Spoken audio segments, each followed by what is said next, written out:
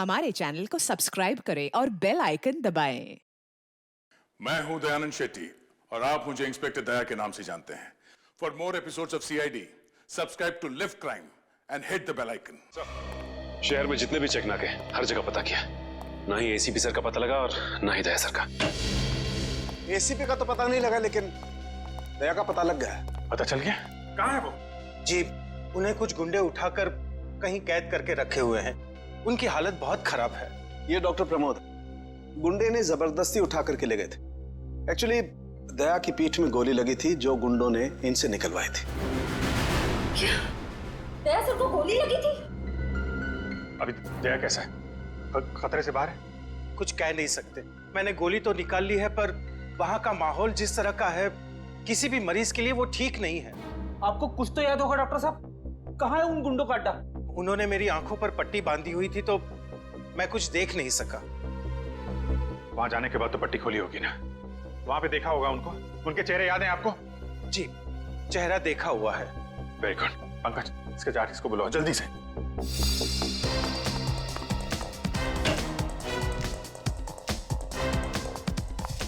अभिजीत, वो मैं तुमसे आए। सर, आप यहाँ पे? हाँ, मैं यहाँ पर। अच्छा तारिका, पेट पर जो ब्लड लगा था उसकी डीएनए रिपोर्ट आ गई? हाँ हाँ। तो वही बताने आई होगी ना तुम अभिजीत सर को, या फिर तुमने पहले ही बता दिया होगा? अपने बॉस को, डॉक्टर सालुके को बताना कतई जरूरी नहीं समझा? नहीं, कोई बात नहीं, हो जाता है। चलो कोई बात नहीं। क्या है उस डीएनए रिपोर्ट में? वो ब्लड सैंपल किसका है तारिका?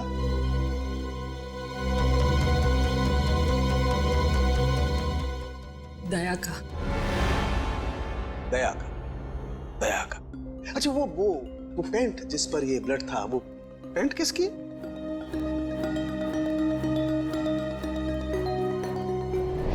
ये कैसे हो सकता है? दया का खून मेरी पैंट में? अभिजीत की।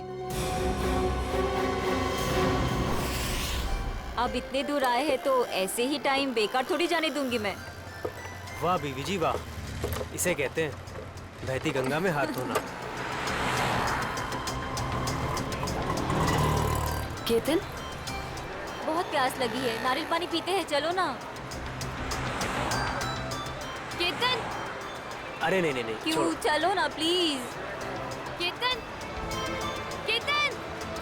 बाकी शॉपिंग ना किसी और दिन करते हैं, चलो घर चलते हैं। नहीं, मुझे अभी शॉपिंग किसी और दिन। क्यों? समझो ना यार, मेरा पेट खराब है, प्लीज। नहीं अभी समझा करो। मैं कह रही हूँ ना अरे अभी। घर चलते हैं, प्लीज मानो बात को। चलो। केतन, कहाँ थे तुम केतन? कौन है ये? मुझे क्या पता, मैं इन्हें नहीं जानता। तुम मुझे नहीं जानते? अपनी सिमी को नहीं जानते केतन?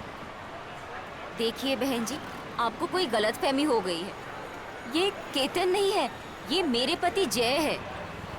मुझे अपने पति को पहचानने में कोई गलतफहमी नहीं हुई। ये मेरे केतन हैं। शायद आपके पति की शक्ल मेरे से मिलती होगी। मेरा नाम तो जय है, जय धनकिशोर।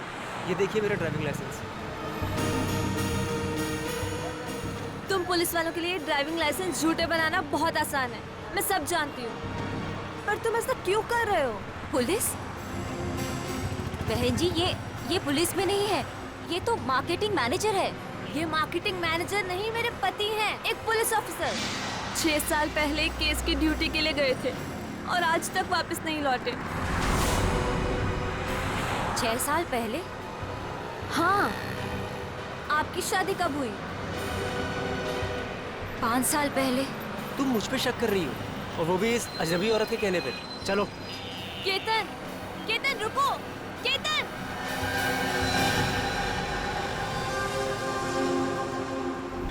अभिजीत की पैंट पर दया का खून। 3 बार टेस्ट करवाया गया, लेकिन नतीजा वही। और इसीलिए तुमने वो पैंट चुपचाप तारिका को दे दी, क्योंकि तुम्हें मालूम था कि उस पैंट पर दया का खून लगा हुआ है। अगर मुझे पता होता कि मेरी पैंट पे दया का खून है तो मैं उसे टेस्ट करने के लिए देता ही क्यों?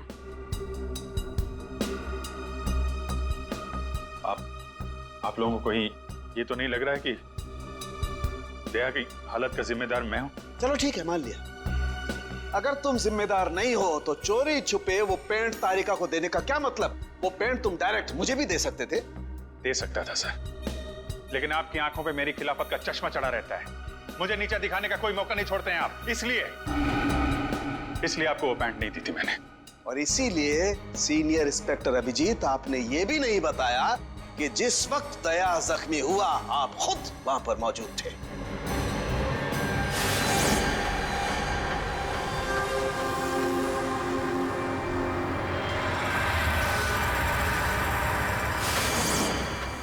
बता देता, अगर मुझे याद होता तो। मुझे अब भी याद नहीं है कि उस रात क्या हुआ था। वो ऐसी आपको याद ही नहीं है कि उस रात क्या हुआ था? सालुंके साहब, हम लोग अभिजीत सर और दया सर की दोस्ती की कस्में खाते हैं और आप उन पे इतने गंदे इल्जाम लगा रहे हैं। हाँ सर, अभिजीत सर अपनी जान दे देंगे लेकिन दया सर पे खरोच नहीं आने देंगे। ओ, चलो ठीक है, मान लेता हूं। मैं अपने शब्द वापस लेता हूं। I am sorry. मैं मान लेता हूं कि दया आज जिस हालत में है उसका जिम्मेदार अभिजीत नहीं है, लेकिन मैं ये बात मानने को कतई तैयार नहीं हूं कि जब दया घायल हुआ अभिजीत वहां था तो भी उसे कुछ याद नहीं। कोई तो ऐसी बात होगी जो अभिजीत के दिमाग में घुस गई होगी, कुछ तो। इट्स इम्पॉसिबल, कुछ भी याद नहीं। डॉक्टर साहब, मेरी दुखती हुई नस पे नमक मत छिड़किए।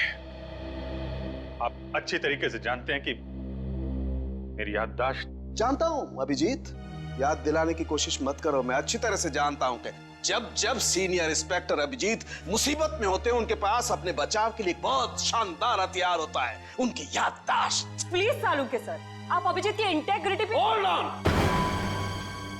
Hold on doctor Tarika. Integrity का पाठ आप मुझे मत पढ़ाइए। आपने सीआईडी का सबसे बड़ा नियम तोड़ा है, हम लोगों से इतना इंपॉर्टेंट सुराग छुपाने का। Understand that? इंटीग्रिटी। सर, उस रात की कोई ऐसी बात जो आपको याद हो? कुछ भी?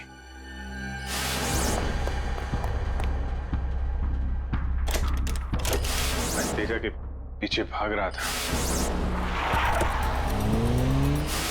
वो भाग के गाड़ी में बैठ गया और फिर किसी ने उसे गोली मार दी और गाड़ी से बाहर फेंक दिया।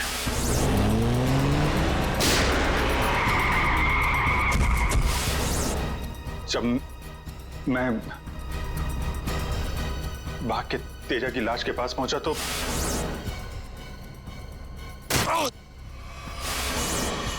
किसी ने मेरे गर्दन के पीछे कुछ सुई जैसी फिर मैं बेहोश हो गया और दूसरे दिन जब आंख खुली तो मैंने पाया कि मैं एक सड़क के ऊपर गिरा पड़ा। इस बीच क्या हुआ मुझे कुछ याद नहीं, मुझे कुछ याद। ठीक है, कोई बात नहीं। उस रात एग्जैक्टली क्या हुआ था ये पता चल जाएगा इस गोली के जरिए। ये वो गोली है जो दया की पीठ में से निकाली थी डॉक्टर प्रमोद ने, और इस गोली की बैलिस्टिक रिपोर्ट से पता चल जाएगा कि दरअसल ये गोली किसकी गन से चली है। Tarika, come with me. Doctor Pramod, एक मिनट। आपको स्केच बनवाने हैं और मुझे आपसे कुछ सवालों का जवाब चाहिए। जी, पूछिए। डॉक्टर साहब, आपको उन गुंडों ने कहां से किडनैप किया था? प्रताप नगर से। और फिर आपकी आंखों पे पट्टी बांध दी थी? जी, और उसके बाद गाड़ी में बिठाकर उनके अड्डे तक लेकर गए। अड्डे तक पहुंचने में आपको कितना टाइम लगा होगा, कुछ याद है आपको? 40-45 मिनट। 40-45 मिनट। कितने बजे की बात है ये? रात के तकरीबन 10:30 बजे की। 10:30 बजे रात? उस वक्त तो प्रताप नगर में ज्यादा ट्रैफिक नहीं होता है, सड़कें खाली रहती है। शहर का मैप लेकर आओ और उन सभी जगहों की लिस्ट बनाओ जहां पे प्रताप नगर से 45 मिनट में पहुंचा जा सकता है। श्रेया, क्या बात है? शहर का मैप लेकर आओ जल्दी।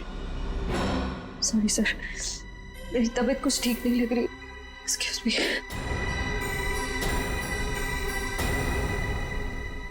I can't believe this, माया। तुम्हें अपने पति की बात पे विश्वास नहीं है, लेकिन उस अनजान औरत की बात पे पूरा भरोसा है। एक औरत दूसरी औरत की आंखों में झांककर देख सकती है कि वो सच कह रही है झूठ, और उसकी आंखों में सच्चाई नहीं, उसके आंसू झूठे नहीं थे। माया, उसने 2-4 आंसू क्या बहा दी, वो सच्ची हो गई, और मुझे रोना नहीं आता तो मैं झूठा हूँ। सच बताओ, बताओ सच की कितने बीवी है तुम्हारी, और बताओ मुझे जे। अरे मुझसे एक तो समझ नहीं रही, मैं और रख के क्या करूँगा? वो तो आज मेरा नसीब अच्छा था कि मार्केट में तुम्हारी पोल खुल गई, और जिंदगी भर मैं यही सोचती रहती कि तुम मुझसे प्यार करते हो। हाँ माया, ये बात सच है कि मैं सिर्फ तुमसे प्यार करता हूँ। माया, तुम बताते क्यों नहीं हो सच अपने बारे में, अपने अतीत के बारे में कुछ बताते क्यों नहीं हो मुझे? माया, सब कुछ तो तुम्हें पता है कि मेरा आगे पीछे कोई नहीं है, तो तुम्हारे अलावा है कौन मेरा? और तुम्हारा काम पुलिस में हो या मार्केटिंग मैनेजर हो? मार्केटिंग माया, सब झूठ। मुझे तुम्हारे ऑफिस जाना है, बस आई डोंट केयर, मुझे तुम्हारे ऑफिस जाना है। ठीक है ठीक है, ऑफिस जाना है, मैं तुम्हें अगले हफ्ते अपने ऑफिस लेके चलूंगा। खुश? क्यों अगले हफ्ते क्यों? हाँ तो कल क्यों नहीं? बल्कि मैं कहती हूँ कल नहीं, मुझे आज अभी इसी वक्त तुम्हारे ऑफिस जाना है। शक्की भी एक हाथ होती है यार।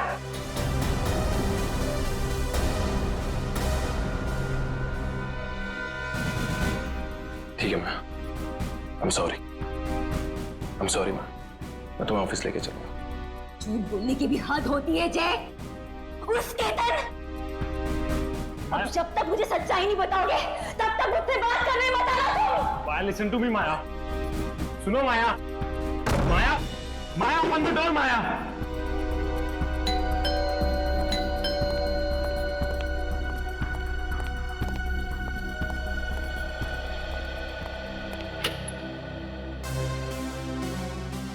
आप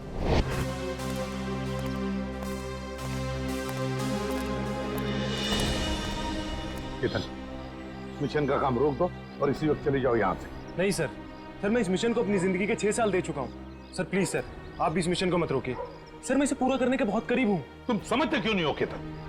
तुम्हारी जान को कितना बड़ा खतरा है पता है तुम्हें? और फिर मैं अपने और ऑफिसर्स की जिंदगी को कुर्बान नहीं कर सकता।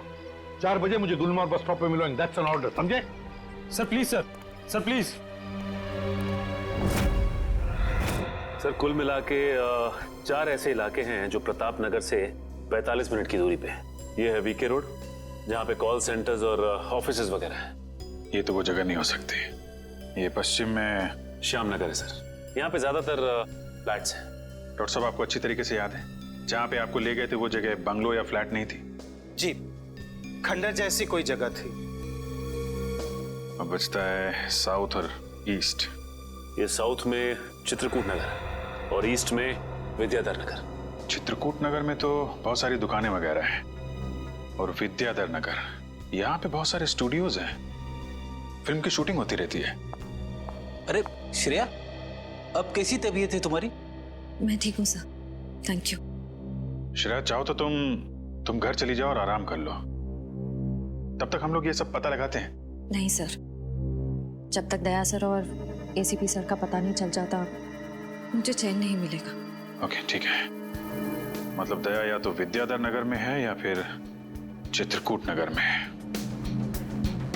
डॉक्टर साहब, आपको जहां ले गए थे आसपास से कुछ आवाजें आ रही थी, आपने कुछ सुना था वहां पे? हाँ, एक गाना था जो बार बार सुनाई दे रहा था। ये कहिए कि हर आधे घंटे के बाद वही गाना बज रहा था। इसका मतलब आसपास कहीं फिल्म की शूटिंग चल रही थी, मतलब Vidyadhar Nagar. Vidyadhar Nagar, correct. Film studios वहीं पे है। ये पता लगाओ कि विद्याधर नगर में वो कौन सा स्टूडियो है जहां पे इस गाने की शूटिंग हो रही थी। बेटा उठ जा, सुबह हो गई, स्कूल जाने का टाइम हो गया, अच्छे बच्चे नहीं सोते, उठ जा। कौन हो तुम लोग? सीआईडी के दुश्मन और मुजरिमों के दोस्त। देखो कैसे तड़प रहा है, पिंजरे में बंद शेर की तरह। एक बार जंजीरें खोल दे, फिर देख तुम लोग का क्या हाल करता हूं मैं। ना, हमें मरना है क्या शेर से पंगा लेके? अरे हम तो बस इतना बताने आए थे कि तुम्हारे साथ साथ अब तुम्हारी पूरी सीआईडी टीम का सर्वनाश होने वाला है। सर्वनाश। चुप! बहुत देखे तुम जैसे सीआईडी का सर्वनाश करने वाले। आज वो लोग कहाँ हैं किसी को पता नहीं। तुम हमें इतना मूर्ख और कमजोर मत समझो, क्योंकि हमारा बॉस इतना चालाक है कि सीआईडी के पूर्वज भी उस तक पहुंच नहीं पाएंगे। एक बात सुन, अपने बॉस से कह दे कि उल्टी गिनती अब शुरू कर दे। वो नहीं बचेगा वो। क्या बात है यार, तुम सीआईडी वालों की यही अदा हमें बहुत पसंद है। मौत के मुंह में बैठ के भी डायलॉग मारना नहीं छोड़ते। दया, तुमसे मिलकर बहुत अच्छा लगा। अलविदा।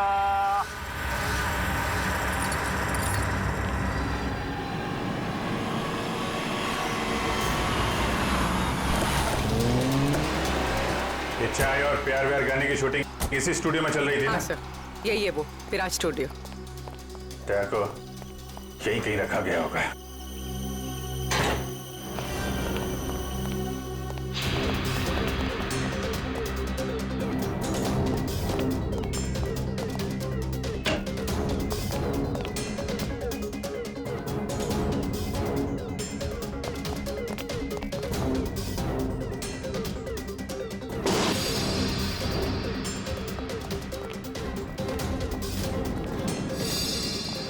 इतना सारा खून? मतलब सर, दया सर यहीं पे थे? ये जंजीरें, इन जंजीरों से बांध के रखा गया था मेरे दोस्त को। एक बार ये भेड़िए मिल जाएं। सर, ये चाय का ग्लास मिला है। चाय अभी तक गर्म है सर। चाय गर्म है, इसका मतलब वो लोग ज्यादा दूर नहीं गए होंगे।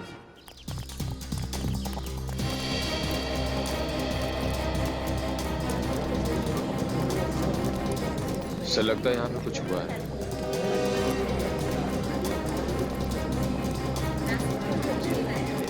हटिए प्लीज, साइड दीजिए प्लीज, हम लोग सीआईडी से।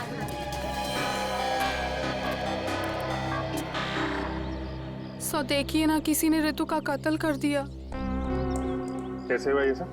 पता नहीं सर, हम सब लोग तो शूटिंग में लगे हुए थे, तभी अचानक गोली चलने की आवाज सुनाई दी और यहाँ आकर देखा तो ऋतु की लाश।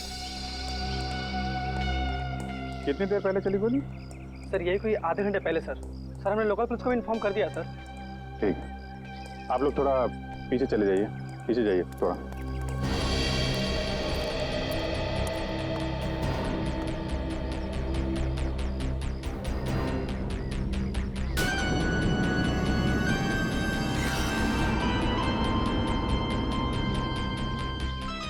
एग्जिट गुंडे माथे पे। गोली लगी होगी तो 2-3 सेकंड में बेचारी मर गई होगी। गोली लगी और आर पार। जरा चेक करो आसपास, देखो गोली इस डायरेक्शन में कहीं मिलती है क्या?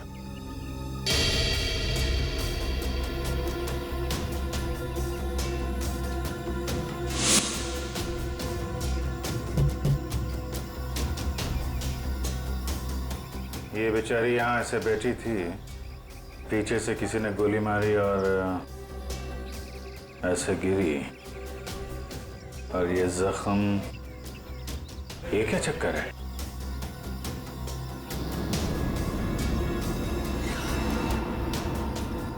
विग पहनी हुई थी इसने।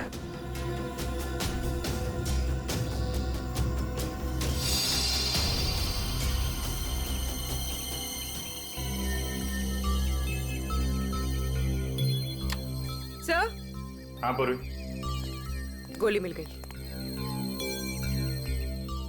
राइफल की गोली लगती है, रख लो इसे। ये विग पहनती थी क्या? जी नहीं सर, वो एक्चुअली मेरी हेयर ड्रेसर थी और मेरे विग्स वगैरह सब कुछ वही संभालती थी। जो विग उसने पहना है ना, वो मेरे नेक्स्ट सीन में यूज होने वाला था। ऋतु ने आपकी विग पहनी हुई थी?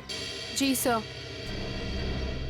दुष्यंत समझे, जब ऋतु को गोली मारी गई तो खूनी ने उसका चेहरा नहीं देखा, गोली पीछे से मारी गई है। और जब ऋतु को गोली लगी तब उसने इनका विग पहन रखा था।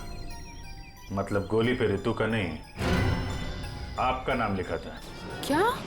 जी हाँ, आपकी जान खतरे में है। ये देखो, 0.338 कैलिबर की गोली है ये, जिससे ऋतु को मारा गया है, जो सिर्फ स्नाइपर राइफल से चलाई जा सकती है। तो सालुंके साहब, ये इसके सिर पे 2 लाल निशान के हैं। ये लाल निशान एंट्री और एग्जिट वुंड है। ऋतु की खोपड़ी में गोली यहां से घुसी और यहां से बाहर निकली। ये एग्जिट वुंड एंट्री वुंड से आधा इंच करीब नीचे है, मतलब गोली ऊपर से नीचे की तरफ आई है। जी हाँ, गोली ऋतु की खोपड़ी में यहां से घुसी और यहां से बाहर निकलकर सीधे वैनिटी वैन के फुटबोर्ड पे जाके अटक गई। और हमारे कैलकुलेशंस के हिसाब से गोली चली है यहाँ से, ऐसे। गोली लगभग 2-3 मंजिल की ऊंचाई से चलाई गई है। काफी कुछ पता लगा लिया सर आपने। हाँ, ऋतु के केस में तो मैंने काफी कुछ पता लगा लिया है।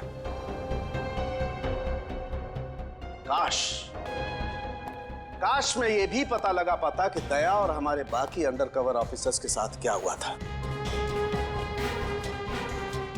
मगर अफसोस, जो व्यक्ति ये बात बता सकता है वो बताना ही नहीं चाहता है। क्या मतलब है आपका बताना नहीं चाहता? याद होगा तो बताऊंगा ना।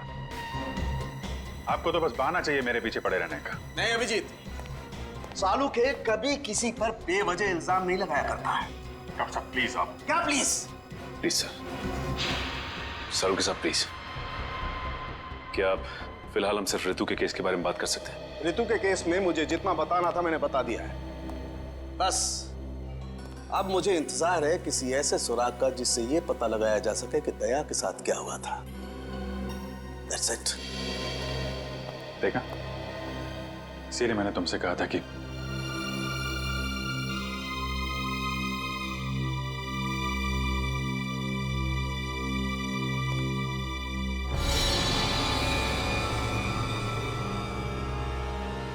Sharp shooter. साहब मैं आपको बोल रहा हूँ ना, पिछले 1 हफ्ते से यहाँ कोई शूटिंग नहीं हुई, तो यहाँ किसी का आने का सवाल ही नहीं उठता। मतलब पिछले 1 हफ्ते से तुम्हारे अलावा स्टूडियो में कोई नहीं आया? जी नहीं साहब। मतलब गोली तुमने चलाई? मैं गोली कैसे चला सकता हूँ? मुझे तो दिवाली के पटाखों से भी डर लगता है। तो फिर ठीक से सोच के बताओ, कोई ना कोई तो गया था दूसरे माले में। हाँ साहब, एक प्लम्बर आया था वो पाइप ठीक करने के लिए। दूसरे माले पे? जी हाँ। चलो जरा ऊपर चलिए।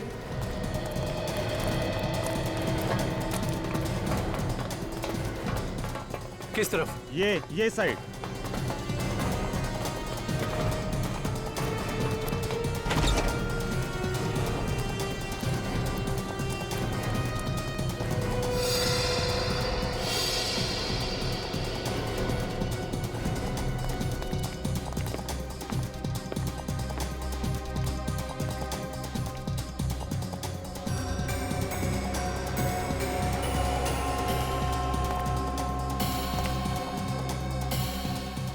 यहां से ऋतु वहां पे थी और शार्प शूटर ने गोली शायद यहां से चलाई होगी।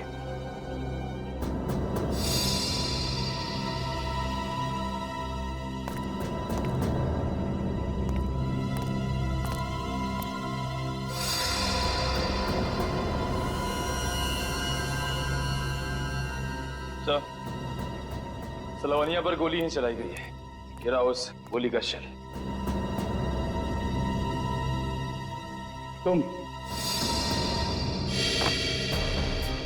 साहब इसमें मेरा कोई दोस्त नहीं है साहब। प्लीज मेरी शिकायत मत करना साहब, नहीं तो मेरी नौकरी चली जाएगी साहब, प्लीज।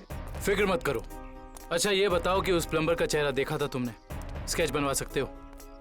साहब वो क्या है ना कि मुझे बिना चश्मा का ठीक से दिखाई नहीं देता, और वो जिस वक्त आया उस समय मेरा चश्मा कहीं खो गया था और मैं इसी चश्मे को ही ढूंढ रहा था। इस लावण्य का कोई ना कोई दुश्मन तो जरूर है, वरना कोई उसे मारने की कोशिश क्यों करता? इस लावण्य की कुंडली निकाली है सर, इसकी किसी से कोई भी दुश्मनी नहीं थी। हाँ सर, उसकी फिल्में फ्लॉप हो रही थी, तो ऐसा भी नहीं था कि किसी दूसरी हीरोइन ने ईर्ष्या से या जलन से उसे मरवाने की कोशिश की हो। लावण्या ज्यादा अमीर भी नहीं थी तो पैसों के लिए भी हमला होगा ऐसा लगता नहीं है। सर हो सकता है वाकई में ये गोली ऋतु के लिए चली हो, लावण्या के लिए नहीं। ऋतु के बारे में तुम लोगों ने इन्फॉर्मेशन निकाली है ना? हाँ सर, ऋतु की भी किसी से कोई दुश्मनी नहीं थी। कोई ना कोई तो ऐसी बात है जो हमारी निगाह से छुपी हुई है। लावण्या के बारे में जितने भी आर्टिकल्स वगैरह है ना, इनमें कोई ना कोई ऐसी बात हमें मिलेगी जो उस जानलेवा हमले से जुड़ी हुई है। सर ये 3 दिन पुराना पेपर है। इसमें न्यूज़ है कि लावण्या का सामान चोरी हुआ था ब्लू ईव रिजॉर्ट से। लावण्या के सामान की चोरी ब्लू ईव रिसॉर्ट।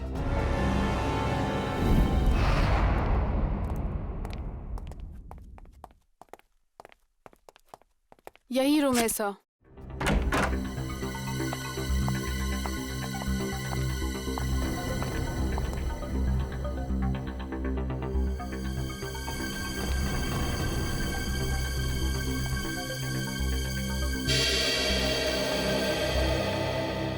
इसी कमरे से आपके सामान की चोरी हुई थी? जी हाँ सर, पर कुछ खास सामान नहीं था। यही कुछ 1,500-2 हजार रुपए और नकली ज्वेलरी। और पुलिस को कोई सुराग नहीं मिला यहाँ से? नहीं सर। पर चोर अंदर आया कहाँ से होगा? खिड़की से, एसी डक्ट से, या फिर दरवाजे से आया था। पुलिस के मुताबिक उसने चाबी का इस्तेमाल किया था अंदर आने के लिए। और ये कमरे की चाबी किस किस के पास थी? एक मेरे पास और एक इन लोगों के पास। तो मतलब होटल के किसी अंदर वाले का भी काम हो सकता है ये? मैडम आप कैसी बातें कर रही है? 15 साल पुराना होटल है हमारा। हमने पूरी ईमानदारी और मेहनत से इसकी गुडविल बनाई है, और हमारे होटल का कोई आदमी ऐसा नहीं कर सकता। या तो ये काम किसी होटल वाले ने किया है, या फिर किसी बाहर वाले ने चाबी चुरा कर उसकी डुप्लीकेट चाबी बनवा ली है। और इन दोनों ही सिचुएशंस में आपका होटल जिम्मेदार है, समझे आप? रहने भी दीजिए ना सर। कहाँ इन छोटे मोटे सामान के लिए आप इन लोगों को परेशान कर रहे हो? लावण्या जी, हम ये पूरी कार्रवाई आपके सामान के लिए नहीं बल्कि उस आदमी को पकड़ने के लिए कर रहे हैं जिससे आपकी जान को खतरा है। क्योंकि हमें लगता है इस चोरी का संबंध आपके ऊपर हुए जानलेवा हमले से हो सकता है। इसलिए जरा ठीक से याद करके बताइए, और कोई खास सामान या कोई कीमती चीज जो चोरी हुई थी? हाँ, मेरा तो नहीं, मगर मेरी हेयर ड्रेसर ऋतु का सामान चोरी हुआ था। और उसके बाद वो अचानक से उसका मूड खराब हो गया और वो बहुत रो रही थी। ऐसा क्या सामान चोरी हो गया उसका? एक अजीब सा शोपीस था। शोपीस? हाँ, मुझे भी हैरानी हो रही थी कि एक शोपीस के लिए वो इतने आंसू बहा रही है। और मैंने उसे कहा भी कि मैं एक नया शोपीस ला दूंगी उसके लिए, पर शायद वो शोपीस उसके लिए कीमती था। बहुत महंगा शोपीस था क्या? नहीं, ट्रिपोलिया बाजार में जो चाइनीज सामान की दुकान है ना, वहीं से लिया था। होगा कुछ 700-800 रुपए का।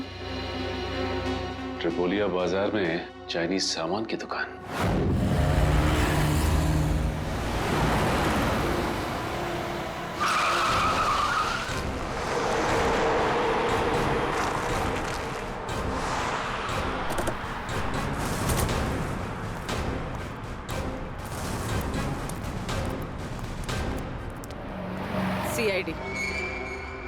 सीआईडी? एक खून के सिलसिले में आपसे पूछताछ करनी है। खून? किसका खून हो गया है? ये ऋतु हैं, फिल्म इंडस्ट्री में हेयर ड्रेसर का काम करती हैं। कुछ याद आया? मैंने तो इसे नहीं देखा कभी। शनिवार को ये आपकी दुकान पे आई थी। इन्होंने एक मूर्ति खरीदी थी। इस जैसी मूर्ति थी। शनिवार को तो मैं छुट्टी पे था। हाँ, सुशांत दुकान संभाल रहा था। क्यों सुशांत, तुमने देखा था इन्हें? हो सकता है यो। शनिवार का दिन बहुत बिजी दिन होता है ना, बहुत से लोग आते हैं। कुछ याद नहीं आ रहा। अच्छा, जरा वो मूर्ति दिखाना। वो वाली भी।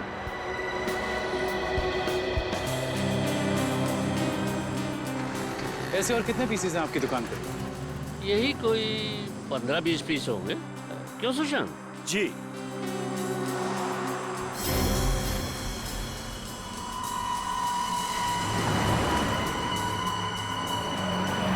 ये इन 2 बॉक्सेस पे ये क्रॉस के निशान क्यों लगे?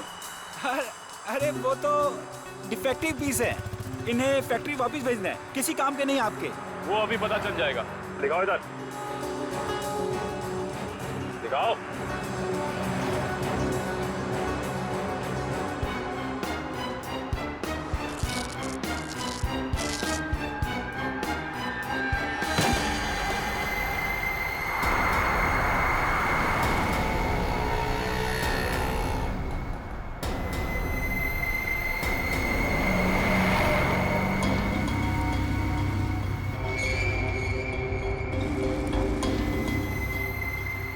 तो ये सब ड्रग्स का चक्कर है?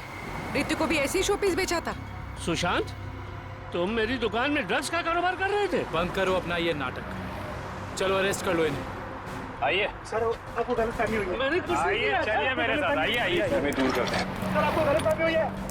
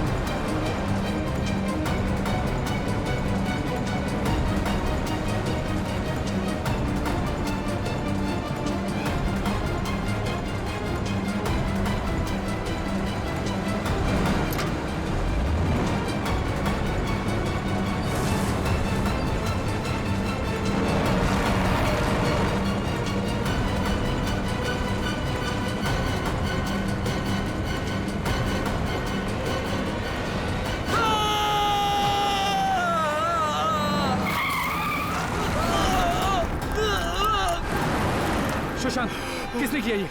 बोलो सुशांत, जवाब दो। हाँ बोलो, बोलो सुशांत, किसने किया ये? सुशांत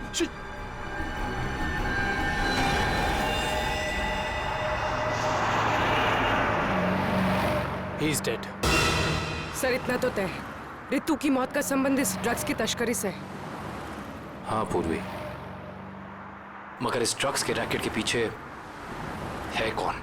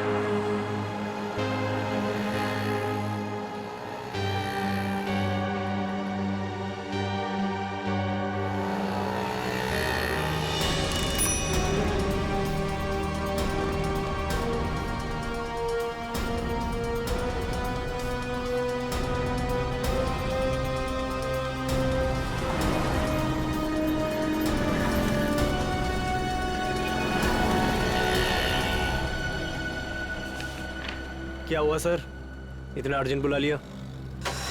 जय, तुम्हारी जान को खतरा है। तुम सब लोगों के बारे में किसी को पता चल गया है और वो एक एक करके मारे जा रहा है। ये कैसे हो सकता है सर? आखिर ये खबर खोली किसने? वही तो समझ में नहीं आ रहा है, वही तो पता लगाना है। तुम एक काम करो, इसमें भोपाल की टिकट है और 10,000 रुपये हैं। जल्दी से निकल लो यहां से, जाओ निकल लो जल्दी। जय, जय क्या हुआ? जय, अजय,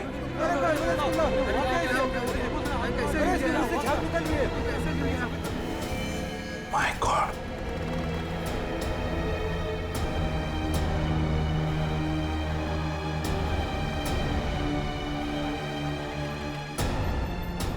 मेरा एक और अंडरकवर कॉप मर गया, एक और सीआईडी ऑफिसर मर गया और मैं उसे बचा नहीं पाया।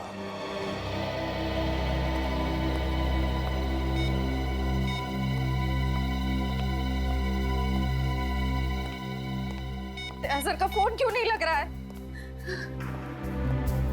श्रेया, दया सर भी वापस आ जाएंगे जैसे अभिजीत सर वापस आ गए। सर कैसे वापस आ जाएंगे? हमें ये भी नहीं मालूम कि दया सर कहाँ है।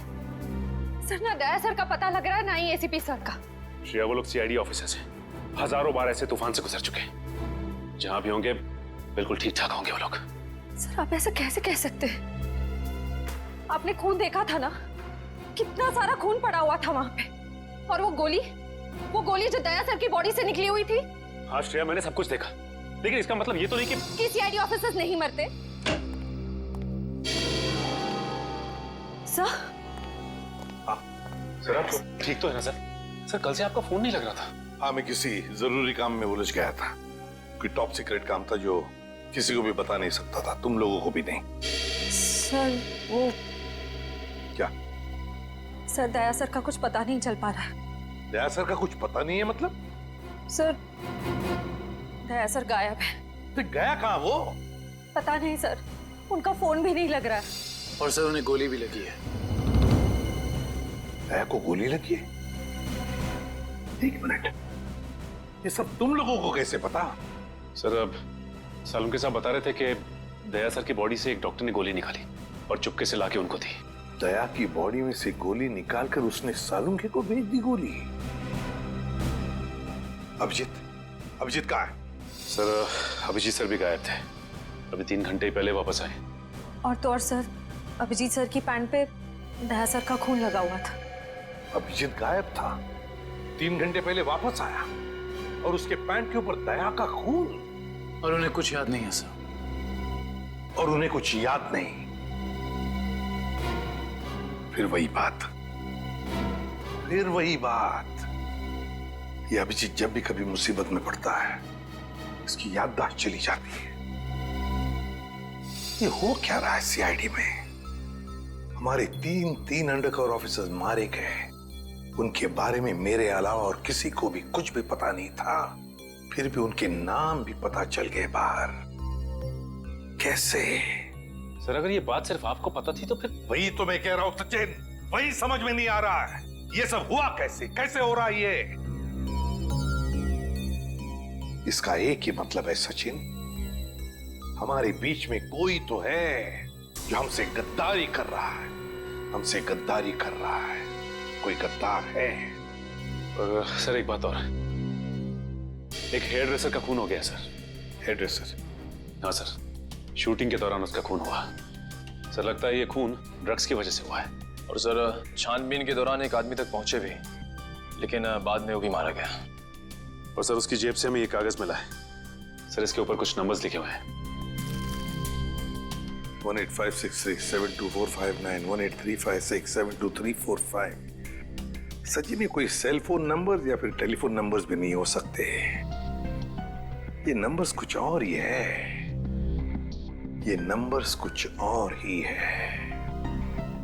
क्या नंबर्स हो सकते हैं ये? आसान। अरे ये लोग तो तुम्हारे साथ हैं। तुम्हारे ऑफिसर तो तुम्हें ढूंढ के परेशान हो रहे। मैं कहाँ गया था उनको पता है। अब तू बता, ऐसी कौन सी बात है जो तू मुझे फोन पर नहीं बता सकता था? तदीमन ये बात हम दोनों अकेले में नहीं कर सकते। क्यों? ऐसी क्या बात है जो तू इन सबके सामने नहीं बता सकता? कर सकते हैं, लेकिन डरता हूं कि जिस आदमी को ये लोग अपना हीरो समझते हैं, जिसके जैसा बनने की कोशिश करते हैं, सपने देखते हैं, कहीं वो खुद आज इन लोगों की नजरों में गिर न जाए। घुमा फिरा के बात करना बंद कर सालुंके, और साफ साफ बता, और सबके सामने बता। ठीक है, साफ साफ बोलता हूं और इन सब के सामने बोलता हूं, लेकिन जो मैं बताऊंगा उसे सुन करके ये मत सोचना कि मैं किसी से बदला ले रहा हूं या किसी के साथ दुश्मनी निकाल रहा हूं। क्राइम स्पॉट की बैलिस्टिक रिपोर्ट आ गई है। क्या लिखा है रिपोर्ट में? पहली गोली चली कल्लू पर, अभिजीत की गन से। हमारे अंडरकवर कॉप पर? जी हाँ, और इतना ही नहीं, दूसरी गोली लगी भीखू को, दया की गन से। नहीं, ऐसा नहीं हो सकता। अभिजीत और दया सर भीकू और कल्लू को इस तरह से कुर्सी पे बांध के गोली नहीं चला सकते सर। रेडे, बैलिस्टिक रिपोर्ट कभी झूठ नहीं बोलती है। और सबसे इंपॉर्टेंट रिपोर्ट, वो रिपोर्ट जिसकी वजह से मैं इन लोगों को बाहर जाने के लिए कह रहा था।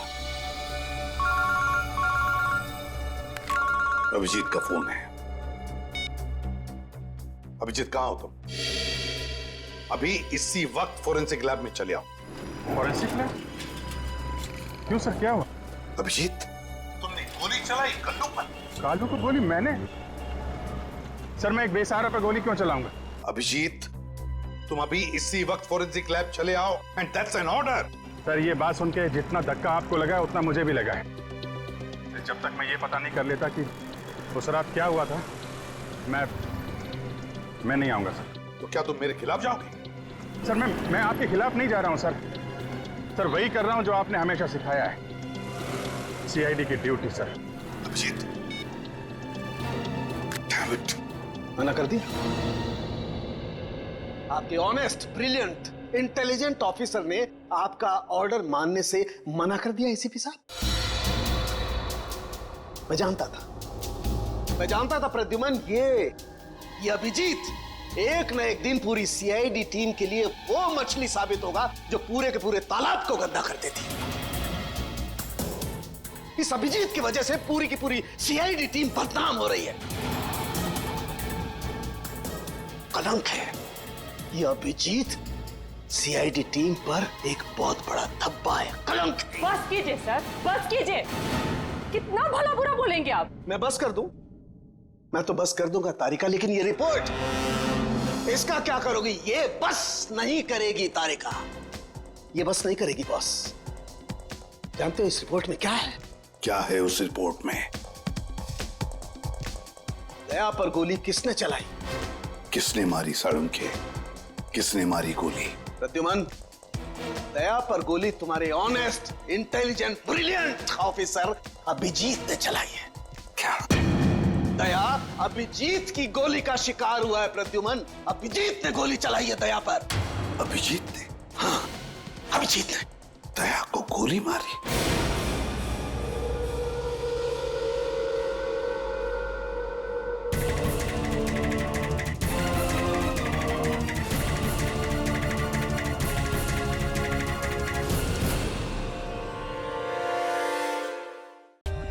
For more updates, subscribe to our channel, click the show links and enjoy watching the videos.